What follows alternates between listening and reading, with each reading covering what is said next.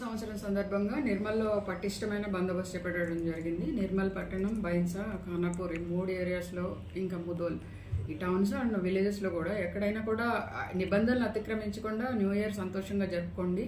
తర్వాత ఈ బాణ సంచాలు కాల్చడము, తర్వాత రోడ్ల మీద బైకులు పార్కింగ్ చేసి విన్యాసాలు చేయడము, తర్వాత హై సౌండ్ తోటి పక్క వాళ్ళకి ఇబ్బంది కలిగించడం, ఇట్లాంటివి చేయకుండా ఎవరికి ఇబ్బంది లేకుండా మీరందరూ కూడా ప్రశాంతంగా న్యూ ఇయర్ జరుపుకోవాలని కోరుకుంటున్నా. ఏ రకమైన నిబంధనలు ఏ రకమైన అతిక్రమించినా కూడా పోలీసులు చర్యలు తీసుకోవడం జరుగుతుంది. ఎందుకంటే టోటల్ బందోబస్తు చేపట్టాము. ప్రతి దగ్గర కూడా స్పెషల్ పార్టీస్, తర్వాత ఈ క్యూఆర్టీలు కూడా అరేంజ్ చేయడం జరిగింది. అన్ని చోట్ల కూడా కఠినమైన చర్యలు తీసుకోవడం జరుగుతుంది. సో ఈ న్యూ ఇయర్లో మీ అందరికీ చెప్పేది ఏంటంటే నిబంధనలు పాటిస్తూ సంతోషంగా జరుపుకోండి నిర్మల్ ప్రజలకు అందరికీ. Thank you. చేశాము కుల మతాల భేదాలు లేకుండా అన్ని రకాలుగా ప్రతి ఒక్కరికి మనం ఒకే నిర్మల్ పోలీస్ మీ పోలీస్ అనే ఒకే ఒక నినాదంతో ముందుకెళ్తూ ఉన్నాము. ఆ పోలీస్ దగ్గరికి వెళ్తే మీకు న్యాయం జరుగుతుంది అన్న ఒక భరోసానైతే ఈ 1 ఇయర్లో మేము కల్పించగలిగాము. ప్రజల నుంచి కూడా అట్లాంటి ఫీడ్బ్యాకే వస్తుంది మాకు.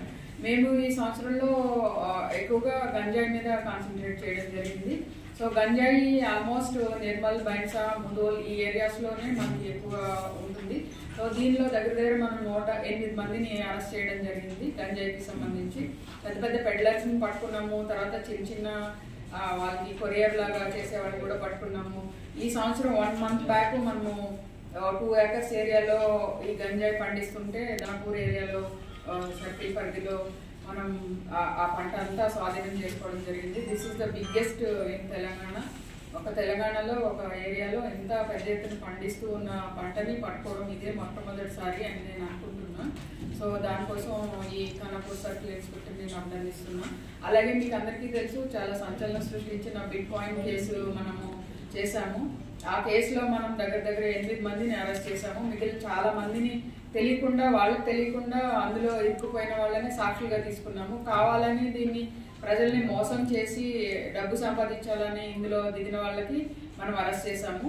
అలా కాకుండా అమాయకత్వంతో ఇందులో చిక్కుకున్న వాళ్ళని మేము విట్నెస్గా తీసుకోవడం జరిగింది బిట్ కాయిన్ కేసులో. ఇది ఇప్పుడు ఈడీ పరిధిలో ఉన్నది, మీకు అందరికీ తెలుసు. ఈ కేసుని దర్యాప్తు చేసిన అవినాష్ కుమార్ని కూడా నేను అభినందిస్తున్నా. ఈ కేసులో చాలా అంటే మనము దగ్గర ఒక 50 కోట్ల ఇది ఇట్లానే వదిలేసి ఉంటుంటే ఇప్పటికీ చాలా అల్లకల్లోలమై ఉండేది. ఆల్మోస్ట్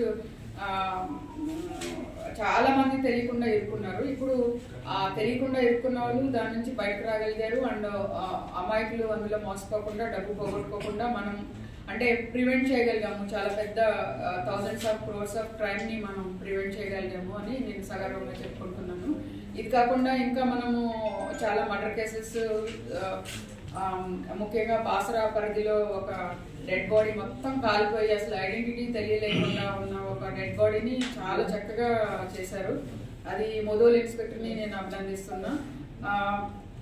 దాన్ని అసలు వదలకుండా, అసలు ఐడెంటిటీ అనేది లేనప్పుడు దాన్ని ఐడెంటిటీ ఎస్టాబ్లిష్ చేసి తర్వాత ఎవరెవరు దీన్ని మర్డర్ చేశారన్నది కూడా వాళ్ళ పిల్లలతో గడిపి వాళ్ళ సమస్యలు నెమ్మదిగా వీసీ గారి దృష్టికి తీసుకొచ్చి వాళ్ళు ఇప్పుడు చాలా ప్రశాంతంగా హ్యాపీగా ఉన్నారు. అక్కడ కూడా మంచి యాక్టివిటీస్ అవుతున్నాయి. మీరు చూస్తే నేను వాళ్ళు అక్కడ చేరియాల పెయింటింగ్ నేర్చుకున్నారు అని తెలిసింది. తర్వాత కొన్ని క్యాంప్స్ పెట్టుకుంటున్నారు.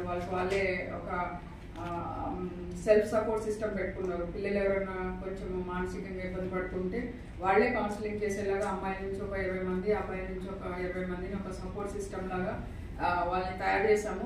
వాళ్ళే చేసుకుని వాళ్ళు ఎలాంటి ఇబ్బంది వచ్చినా వాళ్ళే పరిష్కరించుకునేలాగా అది చేసాము. అండ్ ఇంకా వాళ్ళకి ఏం కావాలో అదంతా చేస్తూ ఉన్నాము. పోలీసు శాఖ తరఫున కూడా అక్కడ ఒక చిన్న గ్రౌండ్ తయారు చేసి వాళ్ళకి హ్యాంగ్ అవుట్ ప్లేస్ లాగా చేయాలని నిర్ణయించాము. సో ఇలాగా మనము అన్ని రకాలుగా ఈ సంవత్సరం నాకు అయితే చాలా సాటిస్ఫైడ్గా ఉంది. This is a very good progress in Nirmal police. So that's all. Thank you.